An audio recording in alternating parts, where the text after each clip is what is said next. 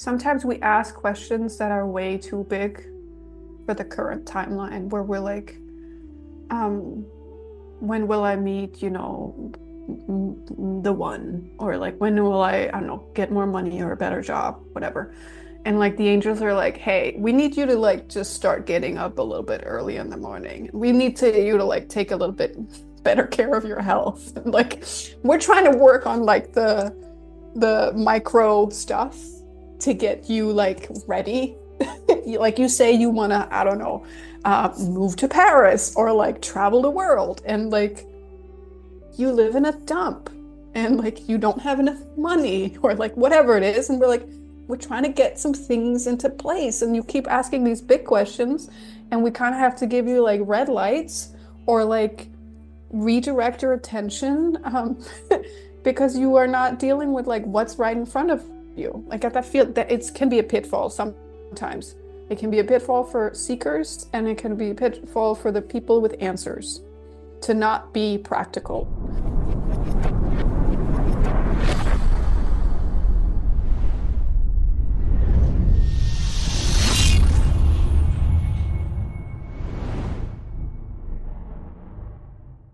Hi guys, welcome back to the Numerology Show. I'm so totally excited today to have a very special returning guest, Novalee Wilder. Now, if you caught her in our first episode, you'll already know that she is a powerhouse in the world of numerology. She's a professional numerologist, she's a writer and a teacher, and she's the host of the Numerology podcast as well. But today we're diving into something a little bit different, and that is angel numbers. Now, you know those repeating numbers that keep popping up all the time, like the 1111 and the 111 and the 222 and the 444. Well, are they really just coincidences, or are they divine messages guiding us on our path? That's exactly what we're going to be exploring today. So, Novalee has literally written the book on this, which is called A Little Bit of Angel Numbers. Novalee, do the honors. Show us your book. And Yes, so, who it's right better? here. It's gorgeous. I love that book cover. It's absolutely delightful. Yeah, it's fun. It is fun. It's beautiful. So, who better can help us decode these cosmic signs other than Novalee? So Novalee, welcome back first and foremost. I'm so happy to have you with me here again. And so let's start with the basics. Many people actually recognize angel numbers as a sign from the universe, but in a little bit of angel numbers, you discuss how these messages aren't just for comfort, they're actually for transformation. So, how can someone go beyond just noticing angel numbers and actually use them as a tool for deep spiritual growth? Thank you for that question. And thank you for having me back on. Um, I see angel numbers as a gateway drug, and that maybe sounds a little offensive, but I find that most people start seeing, and that, like this is start, when you start seeing angel numbers, you are usually in some kind of transformation. It's usually like you're on the elevator between levels, like something is shifting. Maybe you've moved physically, maybe you've moved mentally, emotionally, spiritually, like something is waking up and you start seeing angel numbers. And people sometimes don't really engage with the messages they get. Sometimes we are a little passive in our interaction with the divine or our intuition. Like we actually do get, I think, a lot of information in general that we kind of like sort through, or our brain sorts through and goes, not important, not important, not important. Um, and so angel numbers are usually when some of that not important information starts seeming relevant somehow. And we go, I don't know what it is, but something is here, someone is here, something. And we might even intuitively have that thing where, like, this feels tied to my mom or my dad or someone who's passed or a pet or something from my childhood. Maybe that was when I started sorting things into things that matter and don't matter based on what my parents told me about my imaginary friends. or something like that. Because we often, I mean, children are often way more open to everything, unseen and seen. And angel numbers, I find like, it's not that it's like your second puberty or something like that, but I find that there's this shift in attention. And usually it heralds like a deeper spiritual exploration. So while angel numbers are really exciting, and I mean, I wrote a whole book about them and I love talking about them, they are usually also kind of stepping stone to more like in-depth exploration. Um, but I kind of want you to ask me what one should do if one sees them. Can we maybe go there next? Oh yeah, Or do you have, 100%. So maybe I'll yeah. start, I'll do that then. So what should one do when somebody sees angel numbers? Well, you should pay attention. I mean, that's one of the things I feel like angel numbers are just such a moment, kind of like, it's a gray day and the sun comes out, and you have that moment of like, oh, that's a ray of sunshine. I'm going to take a moment, look at it, might even comment on it.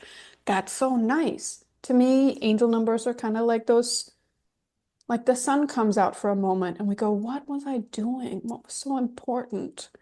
Like sometimes it's just that shift in temperature that angel numbers can also kind of indicate that we go, oh, I don't have to rush so much.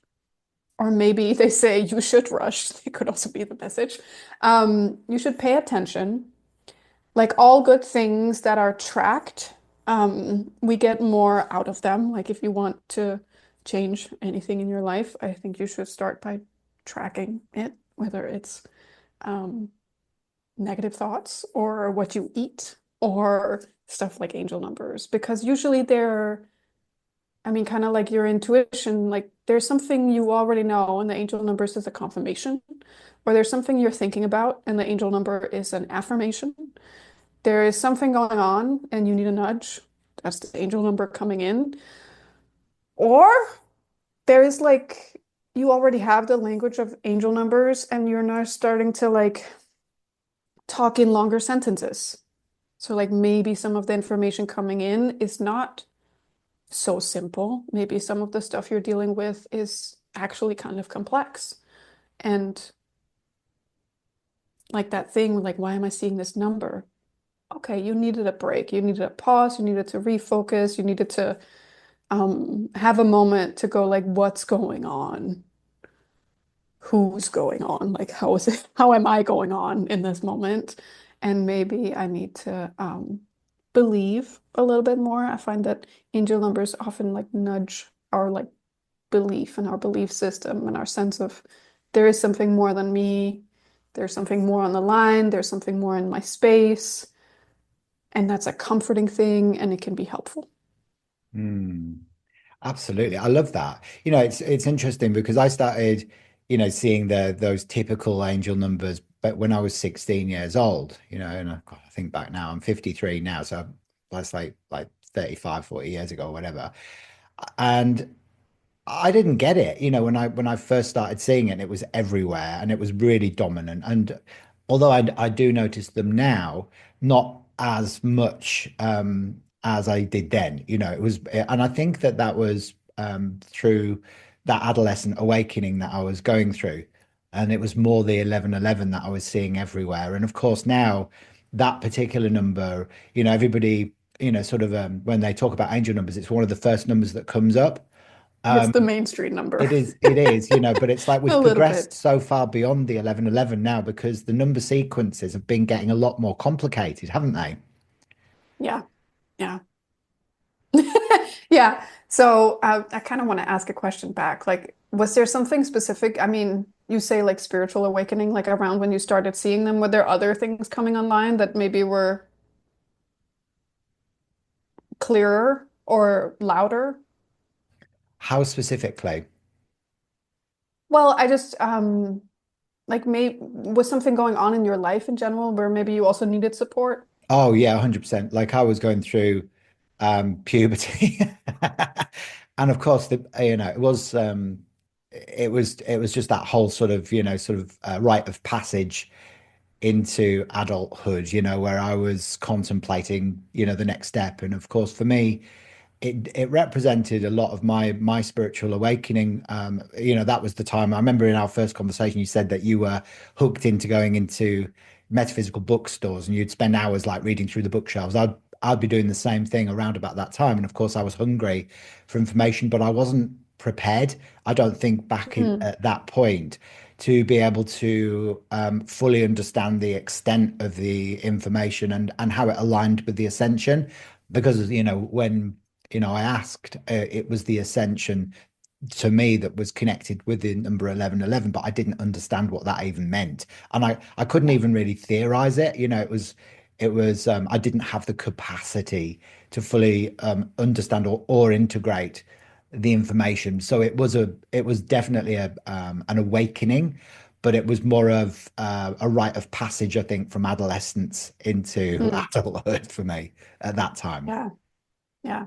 I think it's one of the things I like about angel numbers is that like they're usually people have like a specific moment in time that they're introduced to them. And even if you go, I just saw them a lot. I don't really know, like I didn't engage or I don't know, journal about it. I was just like, yeah, there you are again, following me around. And I feel like that's one of the things I try in the book is that like we can do really complex stuff with angel numbers. We can read them as like longer sentences. We can go really deep, but I feel like they're kind of like just hearing like I have different things that I've over time realized, oh, this means like this sign means that my angels are close, whether I hear wings flapping or I see butterflies or I specifically see the numbers.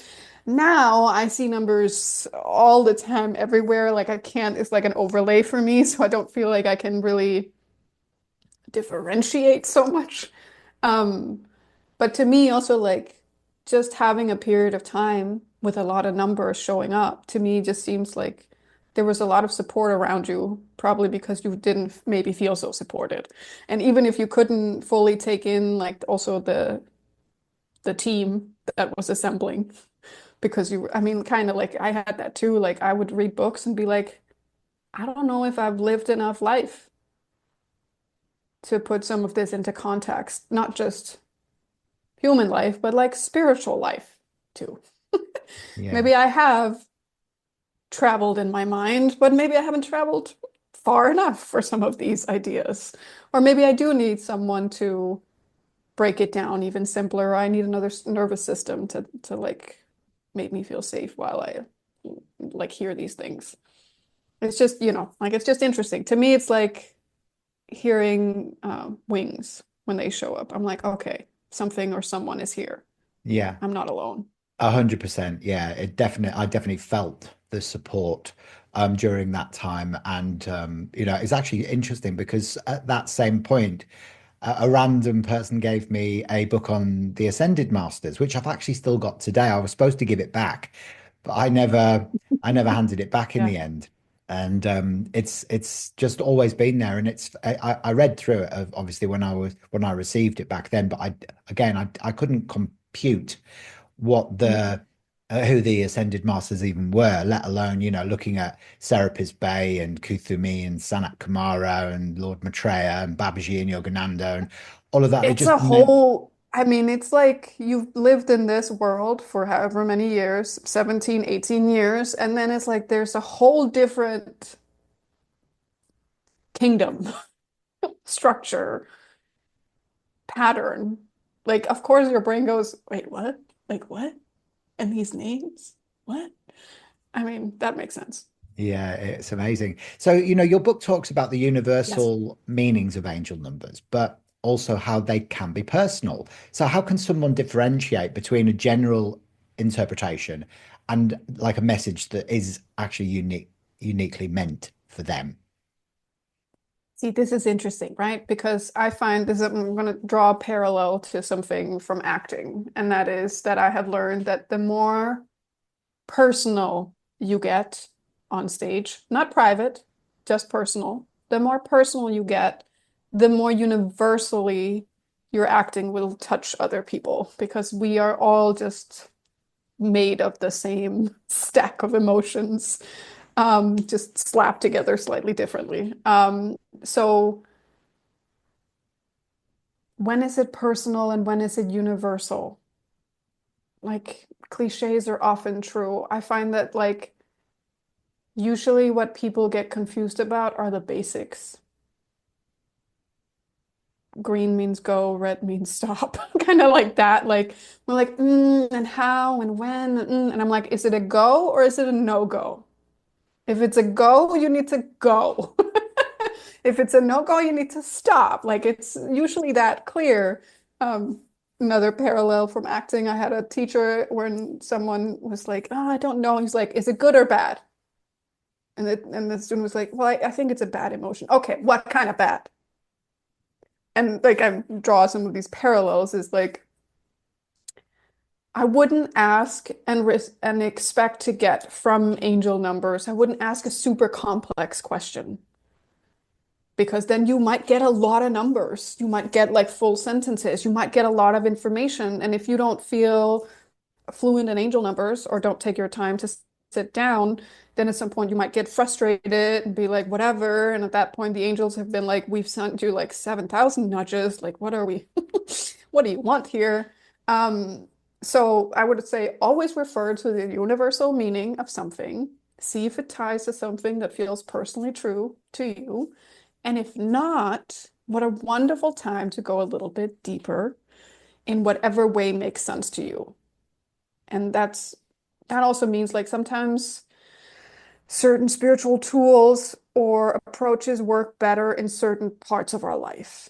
So there might be times in our life, whether we have families or not, where we have a lot of time to ourselves, where we can go on retreats and we can meditate for hours and we can journal and we can what have you, like, um, do a lot to like dive in. And if that's where you are, if you're listening, then I would journal more, I would go deeper, but I would also think that like if you have that time, maybe yeah, angel numbers are actually not like your main thing. Maybe you have another main thing, and maybe the angel numbers are saying, remember that main thing you had? Remember that. Like green light now, go do that thing. Um, I find people's obsession with numbers wonderful because I have it too. And I'm like, numbers are my map. But sometimes the angel numbers are saying, like, find your map. Find a map and someone who can explain your map to you. Like I say this in the book too, but like some people are like haunted and followed by their birthday again and again and again and again and again. And I often see that like if you keep getting led back to like the original portal, then maybe it's the original portal you need to explore, whether that is like a birth chart reading or a numerology reading or human design reading that really dives into that part of it. Or maybe it's getting like, more initiated into any of those. Maybe you need to get a past lives reading. Maybe there's something really stuck in that whole portal. Maybe you need a somatic practitioner who can take you back to that moment of birth and be safe with you while you go through it. Maybe that's it. Um, Tying this back to the other thing I want to say. Uh, if you don't have time, which is usually when people say, "Ooh, yeah, I don't have time. Tell me the quick thing." Like, what is the quick quick way of doing it? And it's to start talking back. Like, start talking back. Be like, "Great, that was the information. Based on that information, I'm gonna now take an action. And once I've taken that action, I'm gonna need more information." And I'm like, "Great, do that. Get a nudge, act on that nudge, ask for a new nudge." Like that is also a way to deal with it if you don't have time to go deeper with it. Then it's like, Yeah. well, then take action. If you don't have time, you need to take action. I love that. It is all about taking action because, you can receive as much guidance, from the angels and the universe and your galactic team as you like. But if you don't actually listen and then take action, then nothing's going to change. So, they kind of want us to take, sort of assertive action towards our goals and dreams, and they want us to fulfill our purpose, and they want us to be happy ultimately. But if we just keep on turning back on their wisdom, do you feel like their whispers deteriorate? Do they stop giving information if you don't listen? I think it's more that like um sometimes we ask questions that are way too big for the current timeline where we're like, um, when will I meet, the one? Or like, when will I don't know, get more money or a better job, whatever.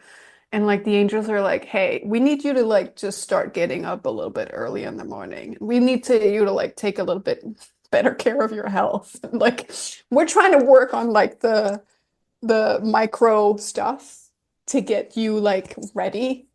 Like you say you want to, I don't know, move to Paris or like travel the world and like you live in a dump and like you don't have enough money or like whatever it is. And we're like, we're trying to get some things into place. And you keep asking these big questions, and we kind of have to give you like red lights or like redirect your attention because you are not dealing with like what's right in front of you. Like I feel that it can be a pitfall sometimes. It can be a pitfall for seekers, and it can be a pitfall for the people with answers to not be practical. I find that my soul, when I go high up enough, my soul has absolutely no problems and no concerns because we're all one. It's all cool. It never ends. There is no death. We are infinite.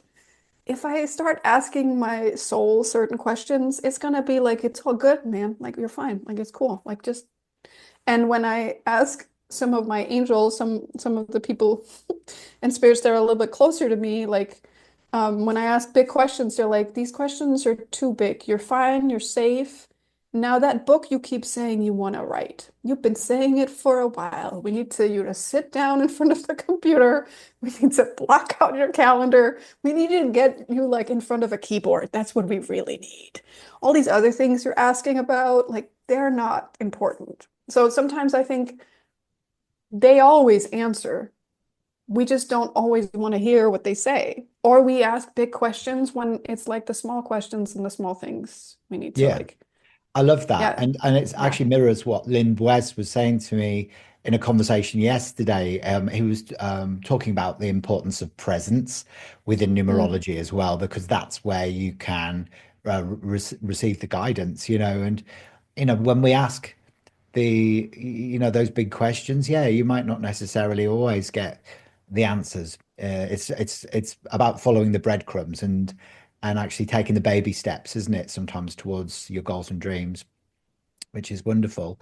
Okay, so when we see repeating numbers, some people believe they predict what's coming next, while others see them as invitations to co-create with the universe. What's your take on the balance between destiny and free will when it comes to angel numbers?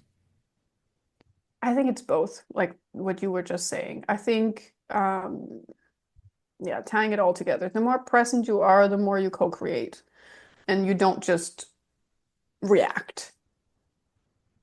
Because that's how it feels. Like if you're not paying attention, then things feel like they slam into you, and you have to react to the slam or the car crash of life. The more present you are, the more you can not only see things coming towards you and be like, oh, yes, I want to catch that thing. Yes, I want to say no here. You don't have to come in the door. That's fine. You can stay out there. No, no, we don't need to do this whole thing. Um, I find that like in general, it can also be really scary to be super present, especially if other people are not present. Like I find that that's I'm going to draw another parallel to acting here, but um, acting is living truthfully under imaginary circumstances, meaning like you're on stage and you know it's a stage and you know you're a character, but you have to live on that stage as if whatever else is going on is real. So you have to really, really be in that moment where you decide, okay, I'm Juliet and Romeo is dead. I think I want to kill myself too. You have to be present in that moment. And I find people are not, people are really, that's why people love acting because they are looking at someone super, super present with whatever is going on. And we can live through that moment with that person. And we don't always want to be super present. And we don't always want to live through the moment we're actually in. And we don't want to co-create because that can also be kind of painful to in that moment realize that like I think I say that in the book too, that like we're really, really scared of rejection. Most people are, but most of us are also really, really scared of expansion, of becoming bigger, of melting into something, of becoming one with the divine, but also just one with the body we're actually in, not the body we dream of, but the body we're actually inhabiting, um, the place we actually live, the person we're actually with, like presence is like so seductive and interesting and so painful when you arrive in that present moment. You realize, oh, it's scary to be here with all my emotions and scary to be here with all my thoughts and scary to be here. Maybe if while I grew up, the present moment was dangerous and maybe my caregivers were not present with me. So I decided not to be present with them. Or that like sometimes when I reach the present moment, I go, "Ooh, I'm all alone here. Everyone else is like doing their own thing." Like I think it's a very human thing about like tying, like really truly arriving in the present moment. And I think more and more people, while we do wake up on higher and higher spiritual levels, and I do think the earth is going through an ascension process, I think a lot of people are checking out too. Hmm.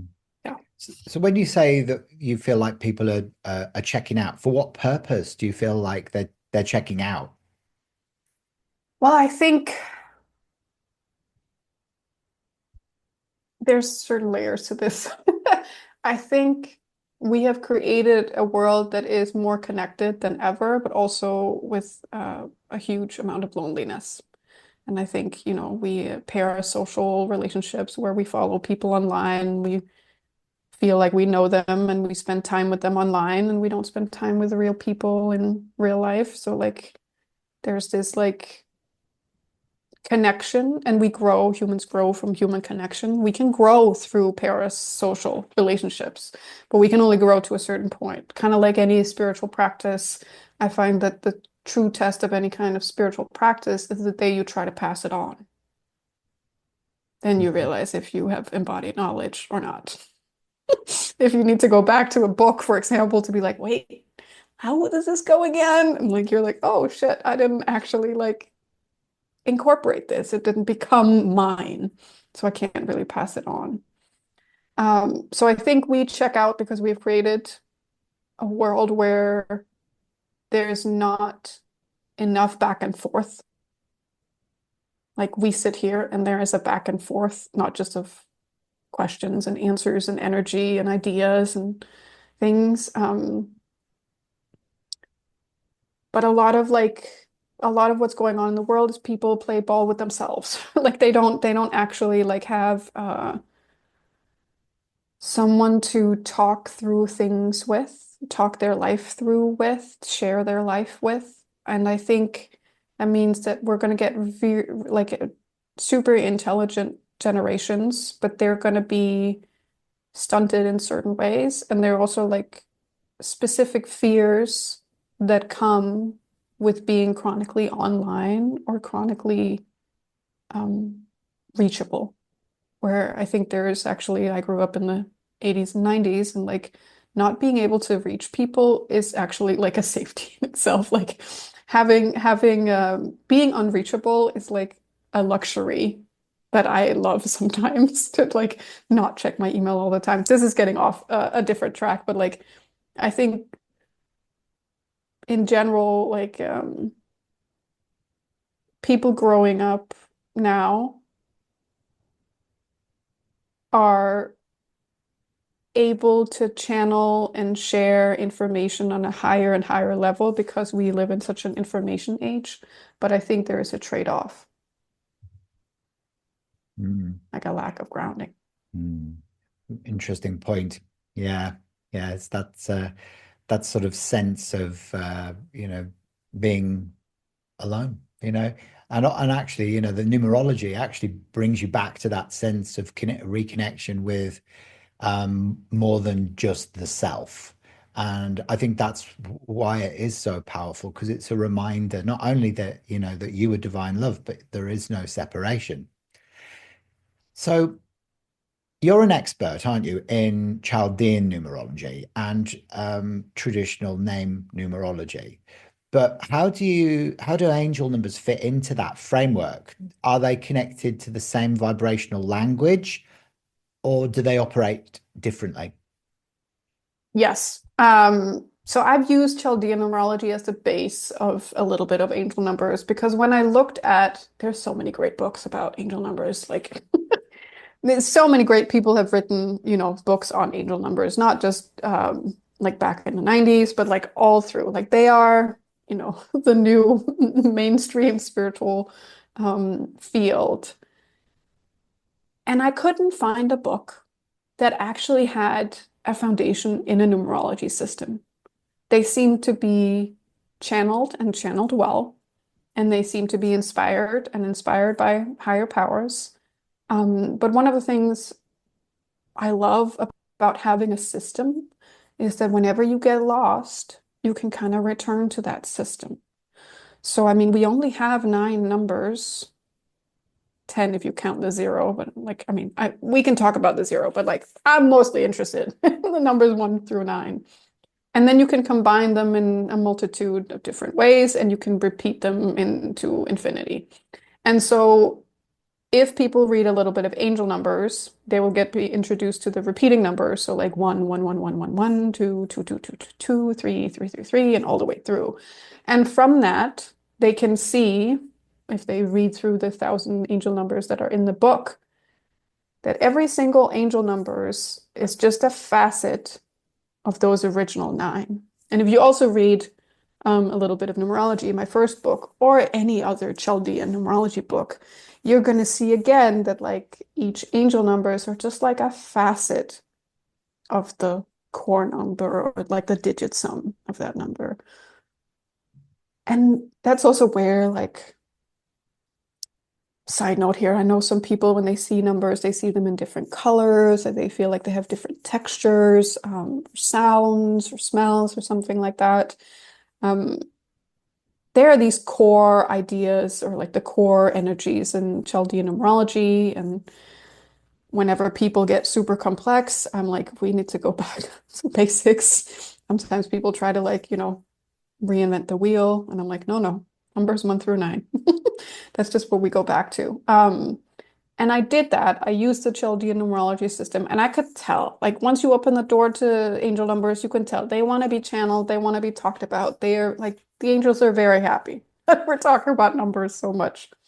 And I could probably have channeled that book too, but I was like, I want to refer back to the system with each of these or like the foundation because I want to ground it. Because that is a thing that I see, in general, sometimes in the spiritual um field is that like we do get a little flighty and a little airy. And I was like, let's just ground it all. So even if I forget, which I believe me, I don't remember each meaning I wrote for like 1,000 numbers. If you say like 765, I would go, I don't know what I wrote for that. But I can go through 7, 6, and 5, and I know the meaning of those. And I can see, okay, so we start with 7. So that's the leader of that word, sentence, energy, nudge. And like I can go through them. So it was also to help people to be like, you don't have to memorize 1,000 meanings. And even though I love when people are like, I don't go anywhere without it, it's my reference book.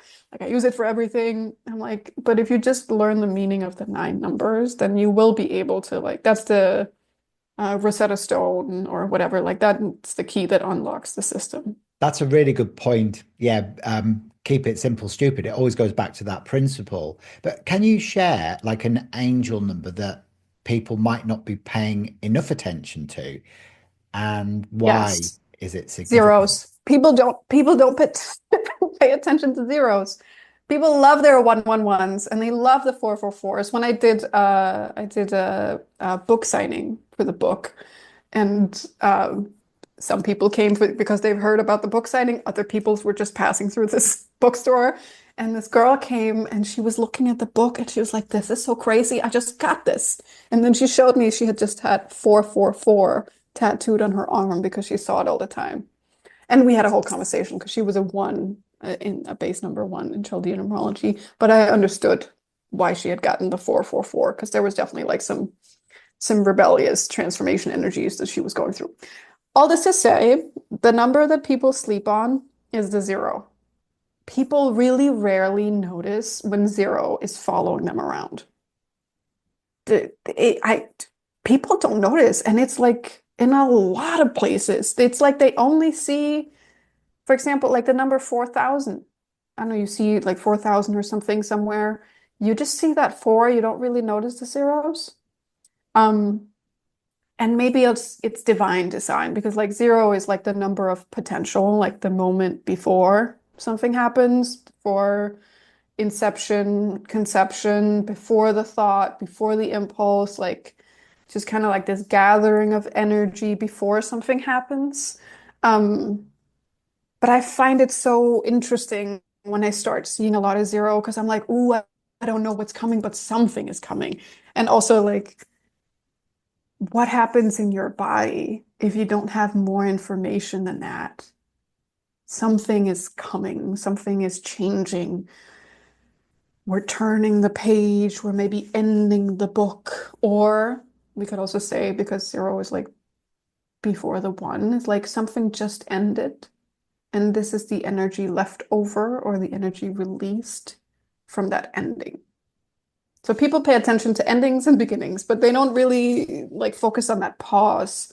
And I feel like when people are gonna like they say anything after this thing, they're gonna be like, yeah, try to like pay attention to the zeros, but like they're really hard to notice. And I'm like, yeah, it's the whole point. They're a little bit like shadowy, secret, silent little zeros.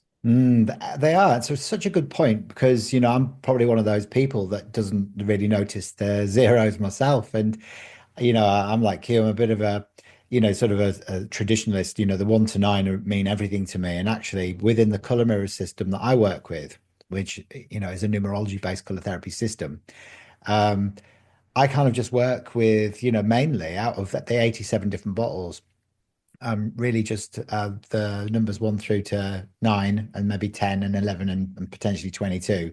But I don't really, it's not that I don't connect with the other bottles on a personal level, but I just prefer the strength of, the original numbers. So, it's such a valid point. So I'm going to start noticing zeros a lot more in my life now and think I of, mean, it's the thing, it's like it's the thing that you go, what does this dish need? You can like it's maybe a little bit of umami flavor or like it's like that thing like it's something like a tip mm, of your t something missing. Could there be something more? I it's also think this is totally, because I also ignore a zero all the time. But that thing of like, are we sometimes a little addicted to the punch of some energy and a little dismissive of the subtler energies, even though we deal in certain like energy work is usually actually subtle. Sometimes it's punchy and big, but even within that spectrum, we can be like, oh, this is too far off the scale. Like, who cares? I'm like, maybe there's something there for all of us in the yeah. like the tiny little adjustment. Doesn't all have to be all or nothing or big, bold. Like it can be just tiny little adjustment. Little adjustments, yeah. As you were describing the zero there, about that sort of the seat of potentiality, it reminded me a little bit of the energy that exudes from Nun, the Egyptian god that represents, that sort of the birthing of or the potential of the birthing of creation Mm. before. and that Yes. vibration that's very connected to 0 point, which is that platinum energy. So it is a very wispy, quite almost etheric Yeah. vibration, And I isn't mean, it? like, the more you sit with it, the more you'll be like, I do know what element it is, or I do know, like, if I think about it as an egg, and what came first, the chicken or the egg, but like, I do know that there's something in that, like, initial moment before it's decided what it's gonna be, just it's gonna be, Mm, like I have a specific thing that sometimes when I don't feel so connected to humanity, I watch audition tapes from like American Idol or someone's got like talent, whatever, and I look for the moment before they open their mouth and sing. There is such presence, usually. There's so much on the line, and we don't know if they're going to be good or bad.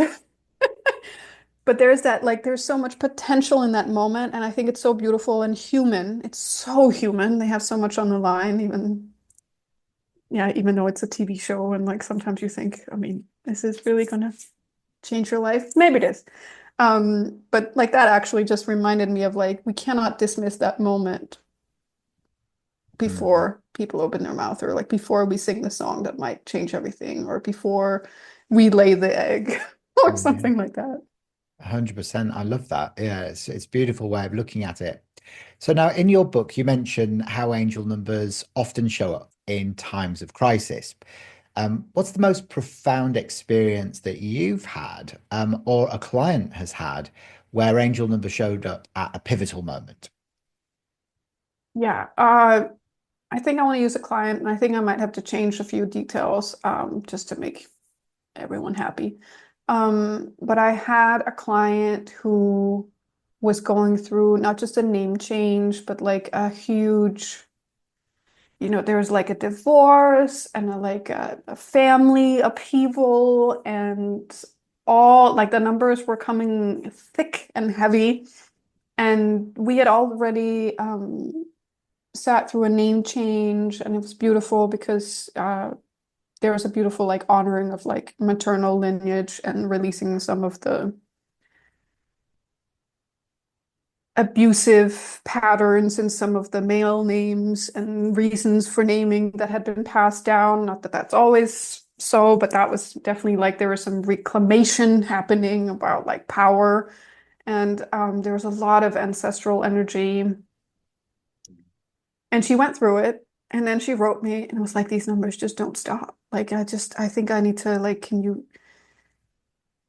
I don't have time for a session, but like, can I pay you just to like talk through these numbers? And so she gave me a bunch of numbers. And for readings with people, I don't like pull out a little bit of angel numbers and tell them the general meaning. For readings with people and angel numbers, we sit and we look a little bit deeper and like, okay, what's your birthday? What's your base numbers? What are the patterns? What's in your numeroscope? Where are you in your yearly cycles? Like there's a lot of layering there. And just like since numbers are the way I open myself up to the information, doing that opens layers like within me. And so I channeled this a lot of information from this female ancestor. And I even got like some names through that wasn't anywhere in her stuff. And afterwards, because I am not a medium, I get that, or at least I don't consider myself a medium. I've definitely done some mediumship things, but I haven't trained for it. So when it happens, I'm just like, okay, I guess someone wanted to come through. But the message I got back from her, like not only had I apparently named an ancestor that I didn't know about with these names, but like she really needed that message of both like encouragement, but also a little bit like no nonsense, a little bit like cut your losses, burn the barn, fuck them all. Mm, Like she needed to hear that it was okay to like not just close the door as a nice girl, but slam it as mm, like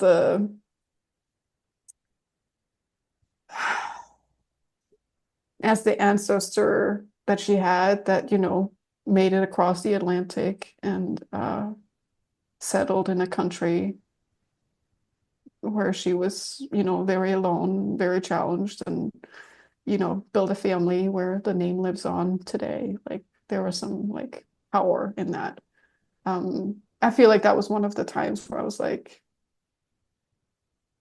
because it was really the reading came through the angel numbers. It Mm. didn't just come what normally does come through in like numeroscopes, but it really came through the angel numbers that she kept seeing. And they really were like sentences, longer sequences that she saw again and again and again.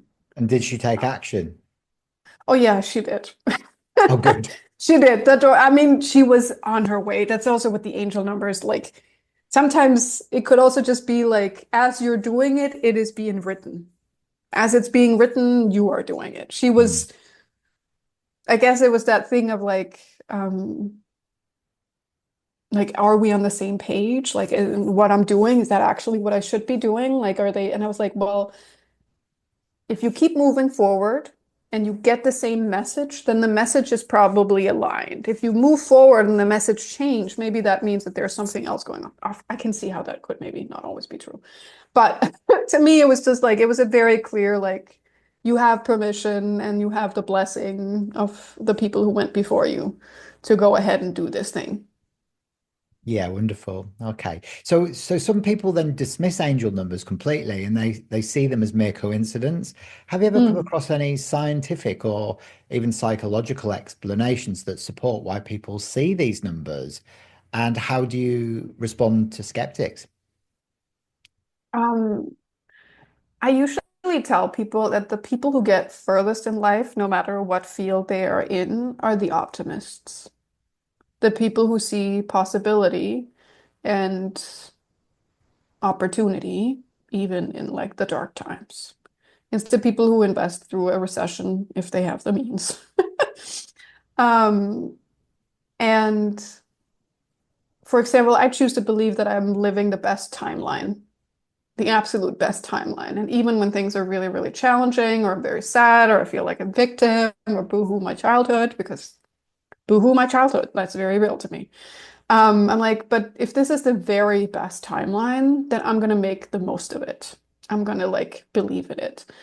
And there's been studies on our brain and our like what it likes to focus on. And our brain loves a pattern. It goes, what's the pattern you want me to look out for? I will look out for that pattern. Like if you want me to look for specific birds because we have to eat some birds or some deers or whatever, or like if you want me to differentiate between specific plants that could be confused for other plants, and one plant is like something we can eat and another is poisonous, I will get really, really good at figuring out what is the right plant. So like there's some patterns here. Like if you tell your brain, I'm seeing a lot of like 111, your brain will go like, you're right. We're seeing a lot of 111. Let me go find you some more 111. You want four-leaf clovers? We got those too. Or like red, like sometimes that's the thing. If you say, okay, my sign is going to be a pink butterfly. Your brain goes, got it, pink butterfly, on the lookout for that. Gonna go find it right now. Like if you're looking for a sign, if you're looking for a solution, you're gonna find it. Like your brain will work for you like that. Um, and it also loves to like have something to do. Like idle mind, idle hands. What is that saying thing? Like, it's really good to give your brain something to do. Like, it's not really meant to not do something. If you have a lot of negative thoughts, that's a survival mechanism in your brain where it's like, oh, we worry about things. That's great. Then we're going to be prepared for them. Like, we're going to see them coming. It adjusts certain things in your nervous system, helps with your dopamine, your hormones. We're not going to get into all of that, but like there's a reason why your brain likes to focus on things. It makes it feel safe. Um, so when people are like, I don't believe in these things, it's like, don't you believe that what you focus on grows? Have you not noticed that if you feed yourself a steady diet of specific images, you start being impacted by those images? Do you not find that listening to the news for the first hour of your day sets the mood for the rest of your day? specifically if the news are maybe not great. To me, it's like there's a spiritual aspect. I can read angel numbers. Anyone who wants to, they can do that too. But even if you don't believe it, you have to believe in like the pattern recognition that your brain has going on. Like it just works and it works really well. And why not focus on the positive? 100%. Absolutely. I agree with that 1,000%. That it's that sort of glass is half full rather than glass is half empty approach, being optimistic and believing in magic, I think as well, is something, that we've forgotten about the art of magic. We tend to disassociate from it as being whimsical or, fantasy, but actually, it's ingrained within the numbers that birth creation. So it's an intrinsic part of our nature. Now you talk about the emotional frequency of numbers as well, and I'm really attached and invested in this aspect of numerology. Now, I was wondering if you could maybe talk about how numbers carry a specific vibration, and certain angel numbers may have more of an intense emotional impact on others. And if so, which ones tend to create the biggest shifts in people? So, for example, within the color mirror system that I work with, like the number 9 is red and orange, and it's Mars fire energy. So, obviously, it can bring Of up course it is. anger and all of that. And bottle number 7 is Neptune, which is turquoise, and it carries, this sort of a very heartfelt vibration. It's about frozen emotions, and it can bring up trust issues, etc. So, within the angel number spectrum, are there any numbers that really create big shifts for people emotionally? Yeah, I think it's always interesting with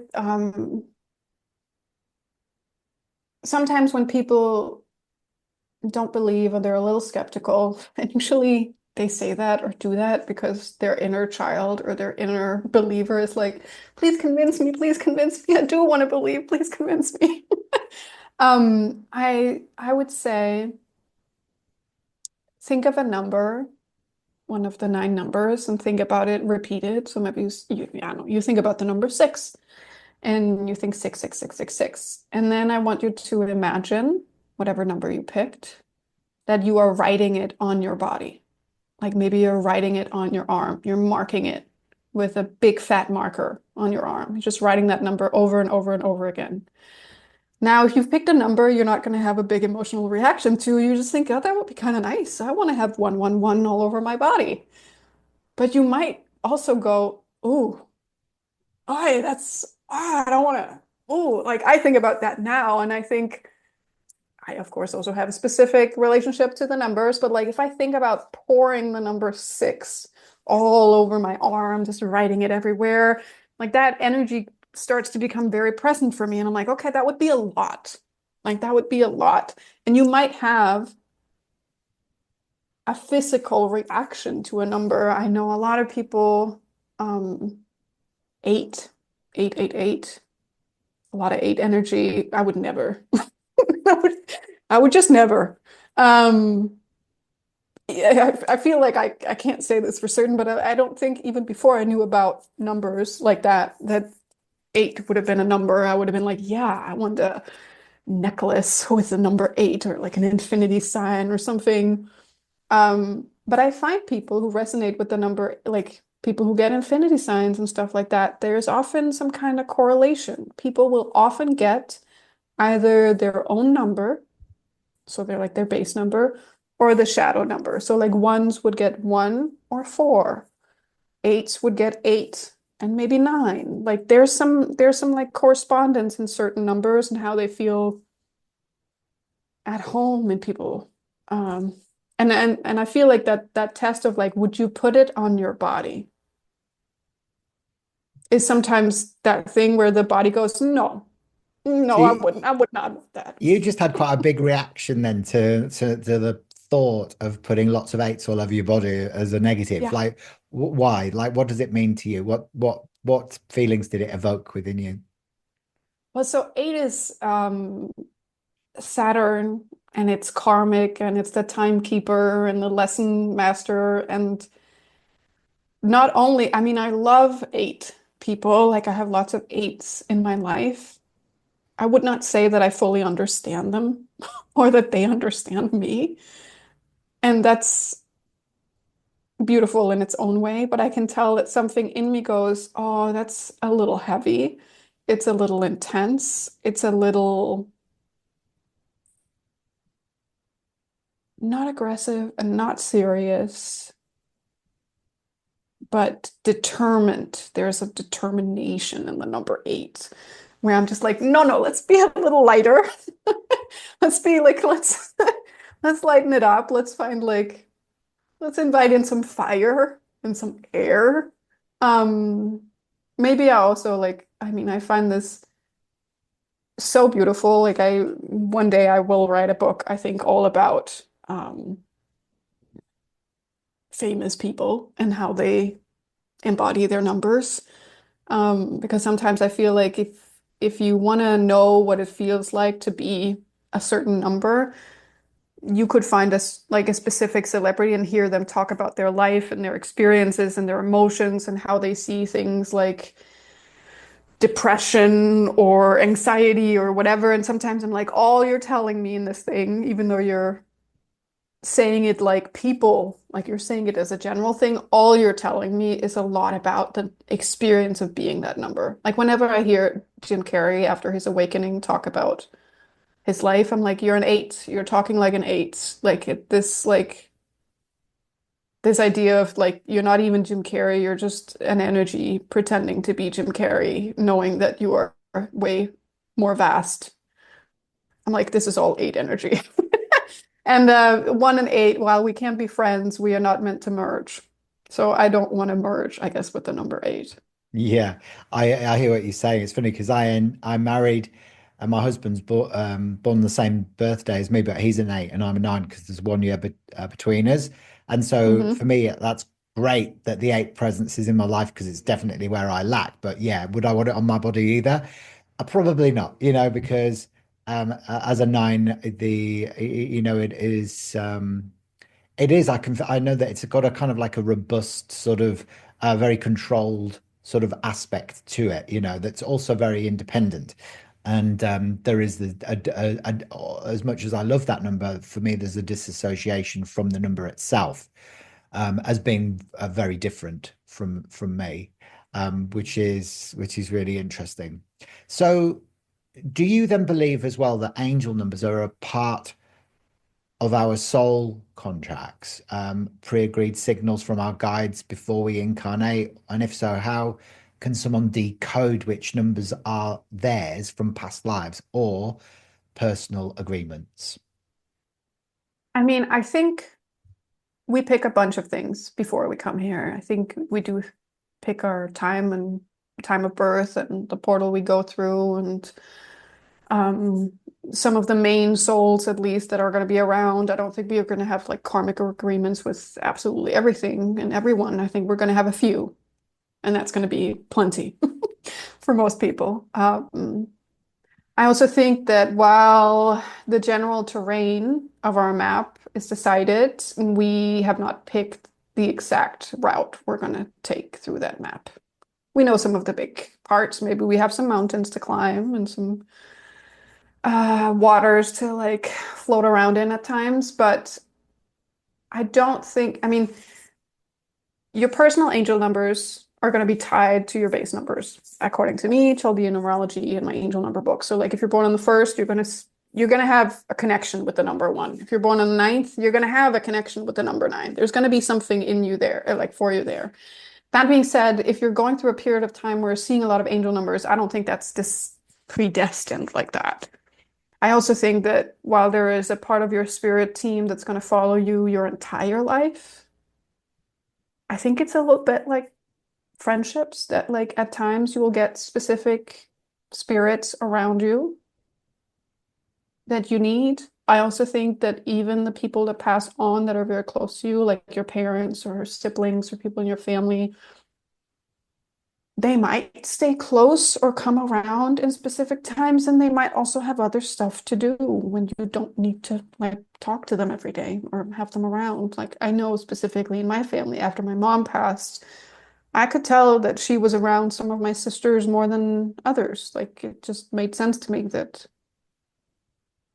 there are things that can be done on the other side, can't be done here.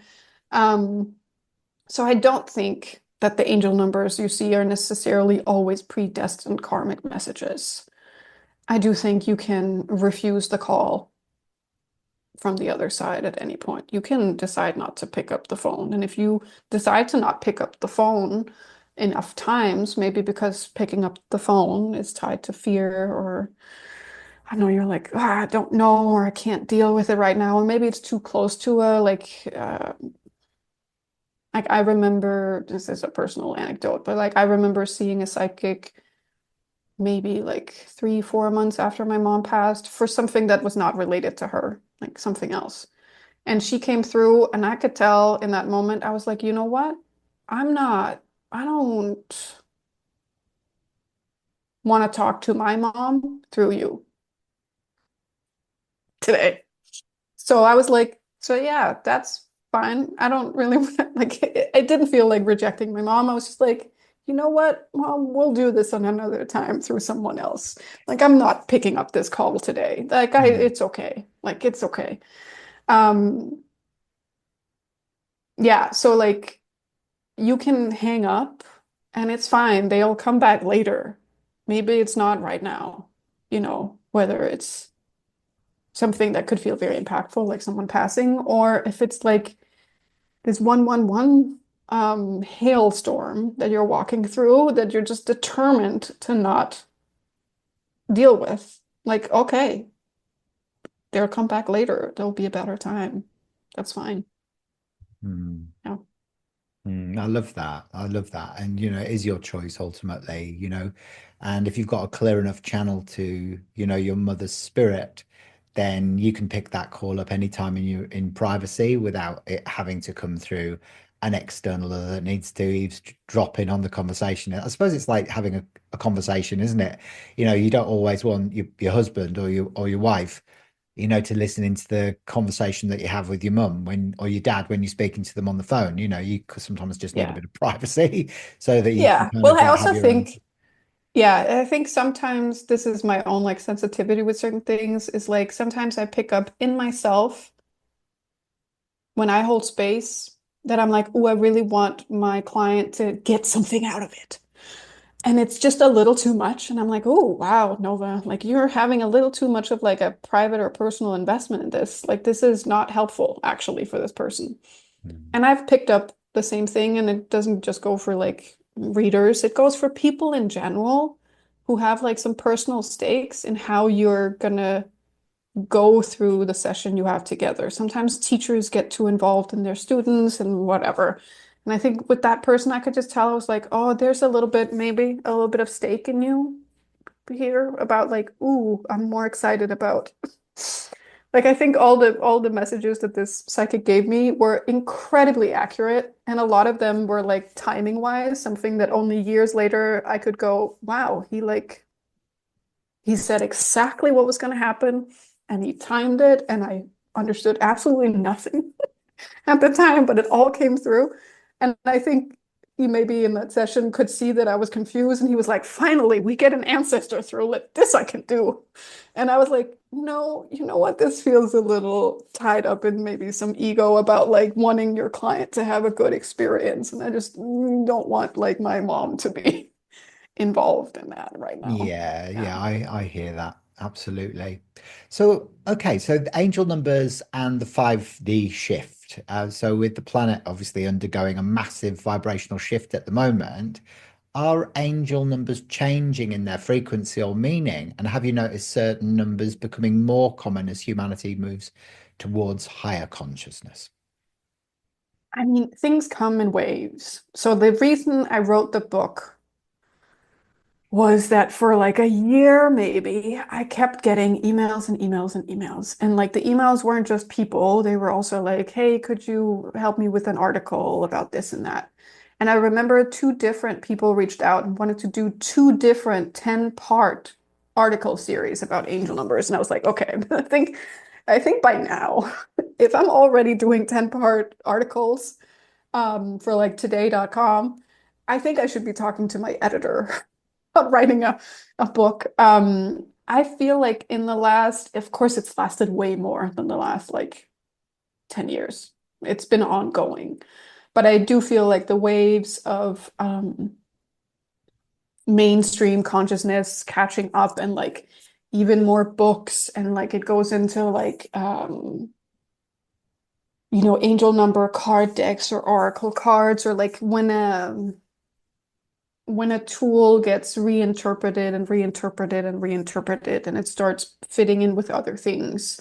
Um, like I don't think the meaning has changed. I think they're more kind of like I don't think the map has changed. I think more map readers have come online. So like more and more people are reading the map of angel numbers and their take on it colors it. So like kind of like I can tell when I teach people in my school, whatever their background is going to inform what kind of numerologist they become.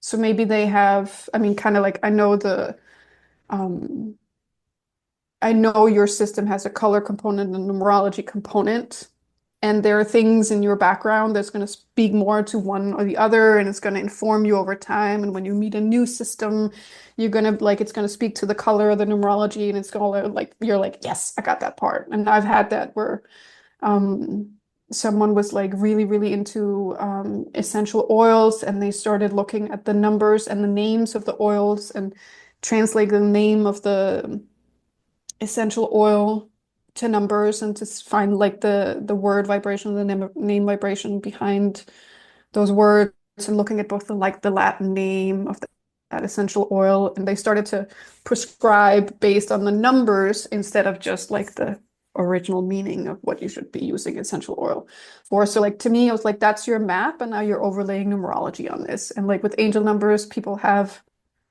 I mean, I would not be surprised if there would be like angel numbers for your nervous system, or angel numbers for your human design, or angel numbers for your intuitive eating, or what have you.